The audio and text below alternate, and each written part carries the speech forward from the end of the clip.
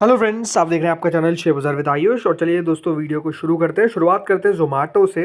तो ज़ोमैटो के share holders के लिए एक इम्पॉर्टेंट खबर है। वो क्या है? वो यही है कि ज़ोमैटो का दोस्तों नाम जो है वो बिल्कुल अब आपको चेंज होता हुआ देखने को मिलेगा। वैसे तो देखिए, खबर पहले निकल कर आ गई थी जिसमें ज़ोमैटो ने अनाउंसमेंट कर दिया था कि जो कंपनी का नेम है वो ज़ोमैटो से बदल कर अब इटर्नल आपको होता हुआ देखने को मिलेगा। लेकिन हमेशा एक बात ध्यान रखिए, ऐसा नहीं होता कि अगर कंपनी ने अनाउंस कर दिया तो वो चेंज ऑटोमेटिकली लागू हो जाता है। नहीं, उसके लिए शेयर होल्डर्स का अप्रूवल लेना पड़ता है, मीटिंग बुलानी पड़ती है।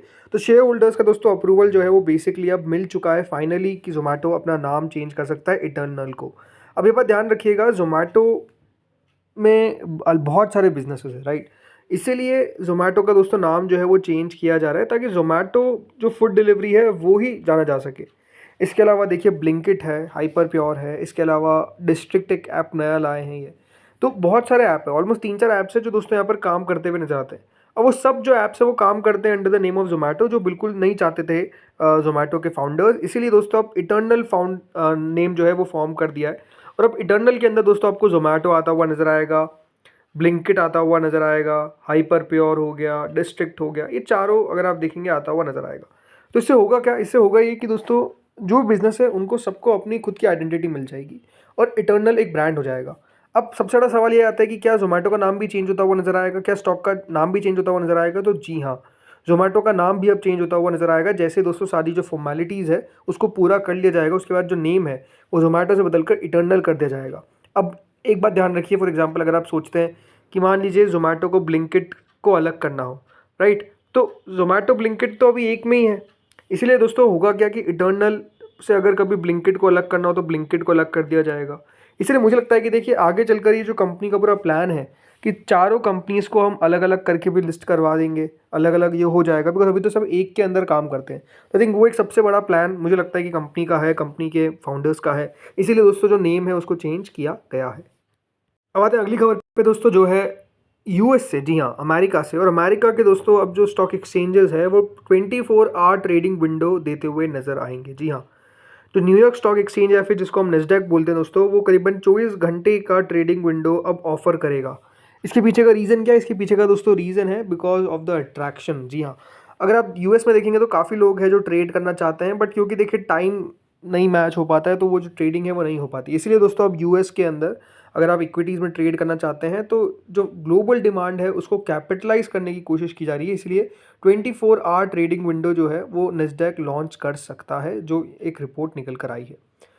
अब यहाँ पर दोस्तों एक बात ध्यान रखिएगा, जो एक्सचेंज है उसने डिस्कशन शुरू कर दिए हैं विद रेगुलेटर्स ताकि वो लॉन्च कर सके in the second half of 2026। ये दोस्तों नेस्डैक के प्रेसिडेंट ताल कोहेन ने अपने लिंक्डइन पोस्ट पे लिखा है। तो आप समझ सकते हैं कि अपने आप में एक इंटरेस्टिंग खबर है ये, जिसमें इंटरनेशनल डिमांड को राइट पूरा करने के लिए यूएस 24 घंटे मार्केट खोलता हुआ नजर आएगा, ताकि अगर आप कोई भी टाइम जोन में हो आप ट्रेड कर सकते हैं।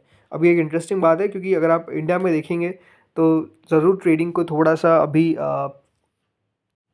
फोकस नहीं किया जाता है, बट अगेन यही है, देखिए पैसा बनाते हुए नजर आएगा नेस्डैक एक्सचेंज, राइट? तो यही बात है, इसलिए आप कह सकते हैं ये खबर नेस्डैक के लिए काफ़ी अच्छी खबर है बिकॉज जो ग्लोबल डिमांड है उसको कैटर करने का पूरा यहाँ पर कोशिश जो है वो करी जाएगी।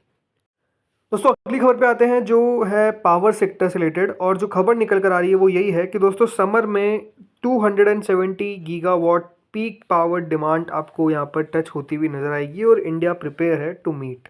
सो देखिए, ये खबर क्यों अच्छी है for the power sector, because no doubt दोस्तों पावर सेक्टर का यूजेज ज़्यादा होता, पावर का यूज़ ज़्यादा होता हुआ नजर आएगा, तो पावर सेक्टर के लिए काफ़ी बढ़िया खबर है। और इसलिए अगर आप देखेंगे तो इस बार भी खबर तो यही है कि जो गर्मी का सीज़न है वो काफ़ी ज़्यादा गर्म रहने वाला है, और इसलिए जो पावर डिमांड है इंडिया की वो दोस्तों बढ़ती हुई नजर आएगी। और करीबन 270 गीगावाट इस बार दोस्तों समर में पावर डिमांड रह सकती है, और इसलिए मैंडेटरी यहाँ पर जो स्टेप्स है वो लिए जा रहे हैं, जिसमें 17 gigawatt imported coal plants import कर देंगे, coal plants to run at full capacity till April. और हाइड्रो प्रोजेक्ट्स को भी यहाँ पर देखिए कंजर्व किया जाएगा, water to meet sudden search, ये सब चीज़ें जो है वो करी जाएगी ताकि दोस्तों जो पावर डिमांड है उसको मीट किया जा सके। ये बात ध्यान रखिएगा, जो कंट्री है will have 10 gigawatt to 12 gigawatt power from gas based plants also, right. तो आप समझ सकते हैं अलग अलग तरीके से पावर डिमांड को फुलफिल किया जा सके, उसके ऊपर दोस्तों सरकार का फोकस है। और काफ़ी ज़्यादा डिमांड होने के कारण कह सकते हैं कंपनीज को फ़ायदा। जैसे कि अगर आज ही आप देखेंगे तो टाटा पावर शुरुआत में बढ़िया कर रहा था, बंद ज़रूर प्लस में हो गया, बट हाँ आज बढ़िया कर रहा था because of this news only कि पावर डिमांड ज़्यादा रहने वाली, तो इन कंपनीज के ऊपर फोकस है। सुजलॉन अगर आप देखेंगे तो बढ़िया कर रहा था, बट वही कि बाजार दोस्तों बाद में गिर गया, तो इन सब में भी गिरावट देखने को मिल गई। बट हाँ इन सब कंपनीज के लिए बढ़िया है, क्योंकि जितनी पावर डिमांड ज़्यादा रहेगी उतना इन कंपनीज का बिजनेस बढ़िया चलता हुआ दिखेगा।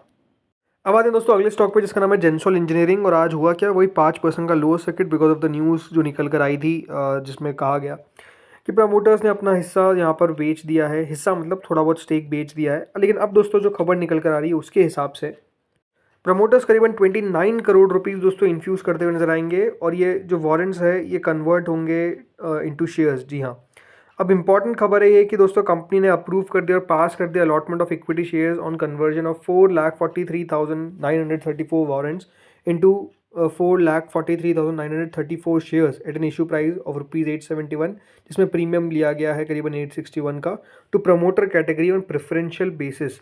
इससे होगा क्या दोस्तों, करीबन अमाउंट आएगा 28.99 करोड़, और इस अमाउंट को यहाँ पर बेसिकली इन्फ्यूज़ किया जाएगा कंपनी के अंदर। अब ये बात ध्यान रखिए, प्रमोटर्स ने हिस्सा बेचा था करीबन 2.37% स्टेक, जिसमें ऑलमोस्ट 9 लाख शेयर जो है वो बेचे गए थे। और कंपनी ने भी कहा था कि ये जो पैसा है जो आएगा इसको री इन्वेस्ट किया जाएगा बिजनेस के अंदर थ्रू इक्विटी इन्फ्यूजन।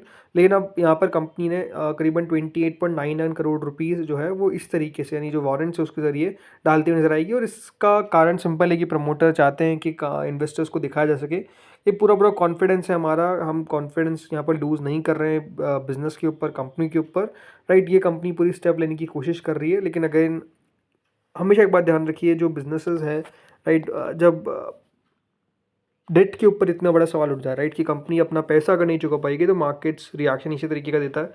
और रिएक्शन अपने आप में आप कह सकते हैं काफ़ी एक्सट्रीम भी देखने को मिला। स्टॉक में जो गिरावट देखने को मिली है लास्ट 6 महीनों में, मतलब 1 महीने में तो बहुत ही दिखी है, लेकिन 6 महीने में भी अगर आप देखेंगे 66-67% गिरता हुआ नजर आ चुका है स्टॉक। 70% वेल्थ इरोड होना ये कोई आम बात नहीं है, और वो आपको देखने को मिला है जेंसॉल के साथ। तो आप देखते हैं कि कितना कॉन्फिडेंस बिल्डअप हो पाता है, बट बहुत मुश्किल है। दोस्तों बातें आखिरी खबर पे जो है टाटा कैपिटल से रिलेटेड। जी हाँ, टाटा कैपिटल बेसिकली एनसीएलटी का एनओडी मांग रहा है for merger with Tata motor finance. अब ये बात ध्यान रखिएगा, टाटा मोटर्स नहीं है, टाटा मोटर्स फाइनेंस है, जिसको मर्ज किया जा सकता है टाटा कैपिटल के साथ। और करीबन 17,000 करोड़ का आईपीओ आपको आता हुआ देखने को मिल सकता है। अब ये अपने आप में आप समझ सकते हैं कि एक बहुत बड़ी खबर है और एक बहुत बड़ा आईपीओ आपको आता हुआ नजर आएगा बिकॉज ऑफ द रीज़न कि जो यहाँ पर अपर लेयर एनबीएफसी का दोस्तों क्राइटेरिया है उसको टाटा कैपिटल मीट करता है आरबीआई की। और आरबीआई ने कह रखा है कि अगर आप अपर लेयर एनबीएफसी है तो आपको लिस्ट होना पड़ेगा बिफोर सितंबर 2025।